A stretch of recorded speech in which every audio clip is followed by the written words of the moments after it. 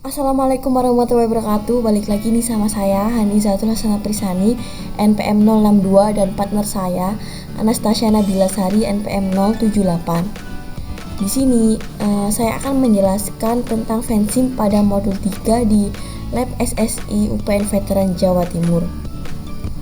Nah, di sini saya akan menjelaskan tentang 4 poin. Yang pertama itu ada simulasi sistem, yang kedua itu ada sistem dinamis, dan yang ketiga itu ada software, dan yang keempat itu ada Fensim.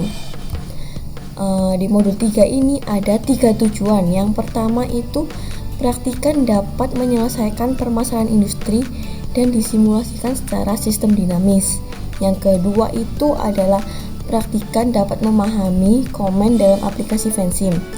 Yang ketiga, praktikan dapat menyelesaikan permasalahan menggunakan aplikasi Fensim.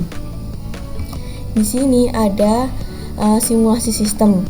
Simulasi sistem adalah imitasi atau tiruan dari aktivitas atau suatu proses sebuah sistem. Simulasi dibuat dengan tujuan untuk mengamati karakteristik sistem nyata. Terkadang di dalam simulasi dibuat untuk simulasi yang tidak ada sistem nyatanya, sehingga pembuatan simulasi dalam hal ini untuk menguji sistem rancangan. Simulasi bisa tidak menggunakan komputer, tetapi cukup menggunakan persamaan-persamaan matematik. Selanjutnya ada sistem dinamis. Sistem dinamis merupakan suatu metode pemodelan yang dikembangkan oleh J. Forster pada tahun 1950-an dan dikembangkan di Institute of Technology Amerika. Sesuai dengan namanya, penggunaan metode ini erat berhubungan dengan penyataan tentang sistem dinamis yang kompleks, yaitu pola-pola tingkah laku yang dibangkitkan oleh sistem itu dengan bertambahnya waktu. Oleh karena itu, model-model dinamika sistem diklarifikasikan ke dalam model-model matematik kasual. Untuk pengertian sistem dinamis adalah suatu metode yang digunakan untuk mendeskripsikan, memodelkan, dan mensimulasikan suatu sistem dinamis atau dari waktu ke waktu terus berubah. Dalam sistem dinamis diajarkan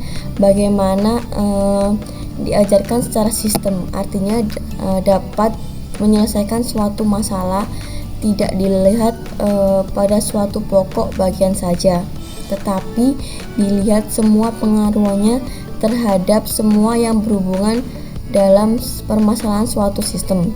Dapat dikatakan bahwa suatu sistem dinamis adalah suatu umpan balik atau feedback yang menuju ke arah keseimbangan. Berikut ini adalah gambaran dari sistem dinamik dalam umpan balik. Selanjutnya itu ada langkah-langkah dari sistem dinamis. Ada 8 langkah. Yang pertama itu identifikasi masalah. Yang kedua itu ada menentukan faktor-faktor yang dominan terhadap suatu permasalahan. Yang ketiga itu menelusuri terbentuknya loop, umpan balik, dan interaksi antar loop. Yang keempat itu ada melakukan perhitungan simulasi. Yang kelima itu menentukan validitas dari model yang dibuat. Yang keenam itu ada menerapkan kebijaksanaan tertentu dalam melakukan modifikasi terhadap suatu model. Yang ketujuh itu ada melakukan simulasi dengan model yang mengalami suatu perubahan. Dan yang terakhir itu ada menarik sebuah kesimpulan. Di sini ada aspek penting dari simulasi dinamis. Ada 3. Yang pertama itu mempelajari sebab dan akibat. Melalui pola pikir berdasarkan sebab akibat akan dapat diorganisir ide-ide dalam mempelajari suatu sistem dinamis.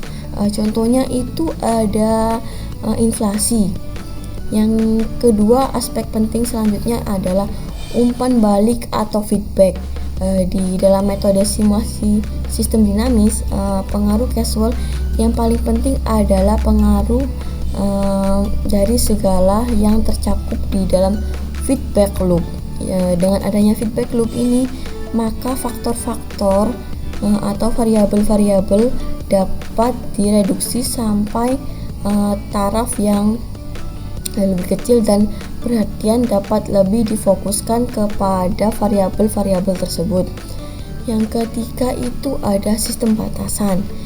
Secara sederhana, sistem batasan adalah suatu garis pembatas yang menentukan faktor-faktor atau variabel-variabel mana saja yang termasuk di dalam sistem dan mana saja yang tidak termasuk di dalam sistem. Selanjutnya itu ada pengertian dari software. Perangkat lunak ialah yang sering disebut dengan software, yaitu suatu kumpulan beberapa perintah yang dieksekusi oleh sebuah mesin komputer dalam menjalankan pekerjaannya. Perangkat lunak ini merupakan catatan lunak merupakan catatan untuk mesin komputer untuk menyimpan perintah serta dokumen maupun arsip yang lainnya. Selanjutnya ini ada software FANSIM. FANSIM merupakan suatu perangkat pemodelan visual yang membolehkan untuk melakukan konseptualisasi, dokumentasi, simulasi, analisis, dan optimasi model sistem dinamis. Dalam FANSIM menawarkan salah satu cara yang sederhana serta fleksibel membangun simulasi diagram sampai casual atau diagram stock flow dengan menghubungkan kata-kata dengan tanda panah. Keterkaitan antar variabel sistem dimasukkan dan dicatat sebagai hubungan casual. Di sini ada tampilan dari software FANSIM. Di sini ada title bar, menu, main toolbar, sketch tool, ada output file windows, dan ada analysis tool, ada status bar, dan ada build. Menu di sini ada arti dari menu. Menu itu adalah daftar dari perintah-perintah software FANSIM. Yang selanjutnya ada title bar. Title bar memperlihatkan dua item penting, yaitu model FANSIM yang sedang dibuka, misalkan contoh .mdl, dan variabel workbench. Selanjutnya itu ada main toolbar. Di sini main toolbar itu menyediakan tombol-tombol yang umumnya digunakan dalam item menu dan fitur simulasi. Selanjutnya ada build window atau lembar kerja. Di sini lembar kerja digunakan untuk membuat model dalam FANSIM PLA.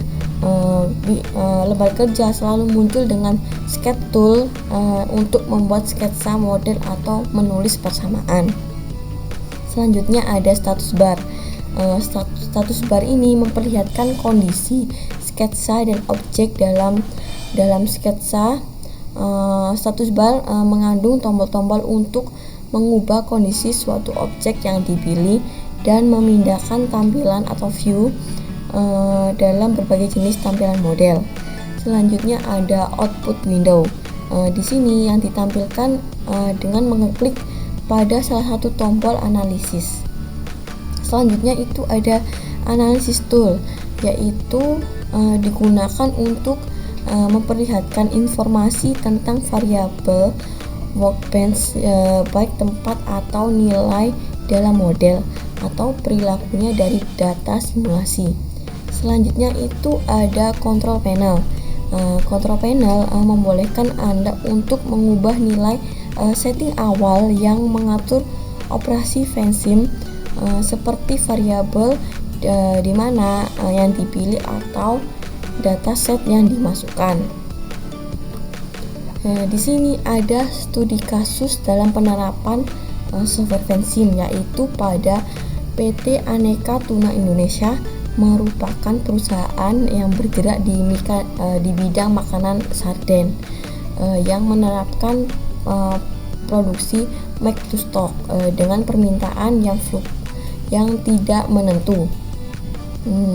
Dengan kemampuan yang dimiliki perusahaan, setiap bulannya dapat memenuhi permintaan dan kemudian menghasilkan order backlog. PT Aneka Tuna Indonesia berusaha untuk memenuhi permintaan pelanggan dengan mengubah kapasitas produksi dengan memanfaatkan tenaga kerja yang dimiliki oleh perusahaan ini. Namun yang menjadi permasalahan dalam perusahaan ini adalah banyaknya variabel dalam sistem dalam perencanaan kapasitas produksi. Dengan adanya interaksi antar variabel sistem, maka langkah awal untuk menyelesaikan permasalahan ini adalah diusulkan untuk membuat model simulasi sistem dinamik. Berdasarkan masalah di atas, maka dibuatlah model simulasi cash flow loop dengan diagram sasaran utamanya adalah yang pertama untuk mengidentifikasi variabel-variabel yang terlibat dalam proses produksi. Yang kedua itu ada untuk mengungkapkan kejadian hubungan sebab akibat atau causal relationship dari variabel-variabel sistem. Yang terakhir itu untuk mengetahui arah hubungan antar variabel. Dari pembahasan yang telah saya sampaikan, sekian dari materi yang dapat saya sampaikan. Kurang lebihnya mohon maaf. Selanjutnya akan dilanjutkan oleh partner saya Anastasia Nabila menggunakan aplikasi atau software fencing. Bye bye.